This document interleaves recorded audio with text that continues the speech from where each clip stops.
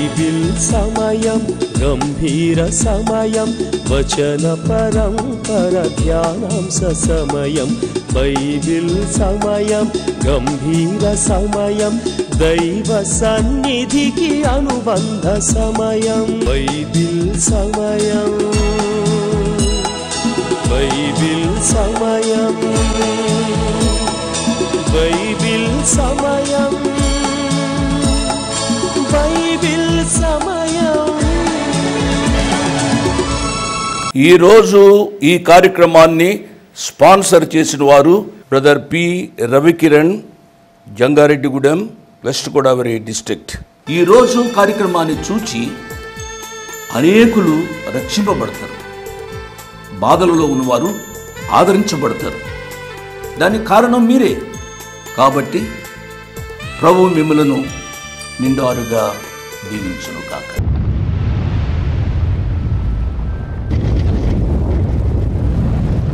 Good evening, praise the Lord. ప్రభు నామానికి స్తోత్రాలు. సకాలానికి వచ్చిన మీ అందరికీ నా ప్రత్యేక వందనాలు. దేవుడు ఈరోజు మిమ్మలను నన్ను తన వాక్య సమృద్ధి చేత దీవించునుగాక. మన ప్రియ ప్రభు ఎంత మంచివారండి. ఆయన కృపా వాక్యం చేత ప్రతిరోజు మనతో మాట్లాడుతున్నారు. ఆయన వాక్యములో జీవముంది. నీ వాక్యము నన్ను బ్రతికించుచున్నది, ఇదే నా బాధలో నెమ్మది కలుగు చేయుచున్నది అని అంటాడు కీర్తనాకారుడు. అవును, మన కష్ట సుఖాల్లో, మన నష్ట సమయాల్లో మనను ఆదరించి ధైర్యపరిచేది, సుఖం కలిగిన సమయాల్లో గర్వపడకుండా మనను సరిదిద్దేది ఆయన యొక్క కృపా వాక్యం. ఆ వాక్యం ద్వారా మనము బలపడుతూ దేవుని సాన్నిధ్యంలో పెరగాలని మనవి చేస్తూ ఉన్నాను. ఓబద్య గ్రంథాన్ని ప్రభు చిత్తమైతే ఈరోజు ముగించడానికి నేను ప్రయత్నం చేస్తాను. లేకపోతే ఇంకొక పాఠం పడుతుంది. తదుపరి యోనా గ్రంథాన్ని నేను ప్రారంభించాలని ఆశపడుతున్నాను. ప్రేమతో ఈ వాక్య భాగాన్ని మీరు వింటున్నారు. వాక్యాన్ని వినడం, వాక్యాన్ని మెచ్చుకోవడం గొప్ప సంగతి కాదు అనే విషయాన్ని నేను జ్ఞాపకం చేస్తున్నాను. విన్న వాక్య ప్రకారము జీవించడానికి దృఢమైన నిర్ణయాలు మీరు చేయాలని నేను మనవి చేస్తున్నాను. మంచిది, ఇక ప్రార్థన చేసుకుని దేవుని యొక్క వాక్యాన్ని ప్రారంభించుకుందాం. మమ్మలను మిక్కిలిగా ప్రేమించిన మా ప్రియ పరలోకపు తండ్రి, వందనాలు, స్తోత్రాలు నాయనా. మీ కృపా వాక్యాన్ని ధ్యానించే భాగ్యాన్ని మీరు మాకు అనుగ్రహించారు. ఓబద్య గ్రంథం చిన్న గ్రంథం, ఒకే ఒక అధ్యాయం, 21 వచనాలతో నిండిన ఈ చిన్న గ్రంథం ద్వారా మీరు మాట్లాడుతున్న విధానాన్ని బట్టి మీకు స్తుతులు స్తోత్రాలు చెల్లిస్తున్నాం. నేను ఏశావును ద్వేషించి తిని, యాకోబును ప్రేమించి తిని. పాత నిబంధన గ్రంథానికి ఆఖరు ప్రవక్త అయిన మలాకీ ద్వారా మీరు మాట్లాడారు. ఓబద్య గ్రంథంలోంచి, మలాకీ గ్రంథంలోంచి, ఆయా గ్రంథాలలోంచి అనేక సత్యాలు మీరు మాకు నేర్పినందుకై వందనాలు, స్తోత్రాలు నాయనా. మీ వాక్యము వినడం మాత్రమే కాకుండా మీ వాక్య ప్రకారం జీవించే కృప దయచేయండి నాయనా. ఎంతమంది టీవీ దగ్గరికి వచ్చి వాక్యాన్ని వింటున్నారో వారందరినీ శారీరకంగా, మానసికంగా, ఆధ్యాత్మికంగా బలపరచండి. మీ కుమారుని ద్వారా మీరే మహిమ పొందండి. మీ కుమారుడు మా రక్షకుడు యేసు ప్రభు వారి అత్యున్నతమైన నామమున స్తోత్రం చెల్లించి వేడుకున్నాము తండ్రి. ఆమేన్, ఆమేన్ అని చెప్పిన మీ అందరికీ నా ప్రత్యేక వందనాలు. ఎలా ఉన్నారమ్మా? ఎలా ఉన్నారు బాబు? మీ ఆరోగ్యాలు ఎలా ఉన్నాయి? మీలో కొంతమంది అనారోగ్యంగా ఉన్నట్టుగా నాతో మాట్లాడుతూ చెప్తూ ఉంటారు. మీ ఆరోగ్యాల కొరకు ప్రార్థన చేస్తున్నాం. కొంతమంది వారి కష్టాలు చెబుతూ ఉంటారు. చాలా బాధ వేస్తుంది. కుటుంబ జీవితాల్లో అనేక కష్టాలు, నష్టాలు, ఇరుకులు, ఇబ్బందులు, అనారోగ్యాలు వేధిస్తూ ఉంటాయి. ఇది జీవితం. జీవితం అనేది ఒక సముద్ర ప్రయాణం వంటిది. సముద్రం కొంతకాలం నెమ్మదిగా ఉంటుంది, ఎక్కువ కాలము అది అలల చేత కొట్టబడుతూ ఉంటుంది. జీవితంలో కూడా మనం బ్రతికినంత కాలము కూడా నెమ్మదిగా ఉంటాము అనడానికి వీలు లేదు. కాబట్టి వాక్యాన్ని వింటున్న ప్రియ బిడ్డలలో ఎవరైనా కృంగుదలలో ఉంటే, కష్టాలలో నష్టాలలో ఉంటే, ఎందుకు ఇతన్ని పెండ్లి చేసుకున్నాను, ఎందుకు ఈమెను పెండ్లి చేసుకున్నాను అని నిస్పృహ నిరాశలతో ఉంటే, అమ్మా బాబు నేను చెప్పగలిగింది నేను చెప్పగలుగుదును, కానీ మిమ్ములను నన్ను ఓదార్చేది దేవుని యొక్క పవిత్రమైన గ్రంథం, బైబిల్ గ్రంథం. కాబట్టి ఈ గ్రంథమును వచనం వెంబడి వచనాన్ని ధ్యానం చేసే భాగ్యాన్ని ప్రభు అపాత్రుడను అయోగ్యుడైన నాకు ఇచ్చారు. మిగిలిన స్పీకర్స్ కంటే ఏమాత్రమో నేను గొప్పవాడిని కాదు. నాకంటే తెలిసిన వారు టీవీల్లో బోధ చేస్తున్నారు. వారికి నాకంటే ఎక్కువ పరపతి ఉంది. కొన్ని లక్షల మంది వారి కూటాలకు వెళ్తారు, వారి ఆరాధనలకు వెళ్తారు. అపాత్రుడను అయోగ్యుడను నాకు ప్రభు ఈ కృపా సమయాన్ని అనుగ్రహించారు. దీన్ని నేను సద్వినియోగం చేసుకోవడానికి మీరు నా కొరకు కూడా ప్రార్థించుమని మనవి చేస్తూ ఉన్నాను. ఓబద్యా గ్రంథంలో గత పాఠంలో ఒకే ఒక మాటను మనము ధ్యానం చేశాం. నేను ఏశావును ద్వేషించితిని, యాకోబును ప్రేమించితిని. ఇద్దరు కౌల పిల్లలు, ఇస్సాకు రిబ్కాలకు. దేవుడు పక్షపాత, ఒక బిడ్డను ద్వేషించడం మరి ఒక బిడ్డను ప్రేమించటం అనే విషయం గూర్చి మనం ధ్యానం చేశాం. దేవుడు పక్షపాతి కాడు, దేవుడు అన్యాయస్తుడు కాడు. ఏశావును ప్రేమించాలని ఆయన ఆశపడ్డాడు, యాకోబును ప్రేమించాలని ఆయన ఆశపడ్డాడు.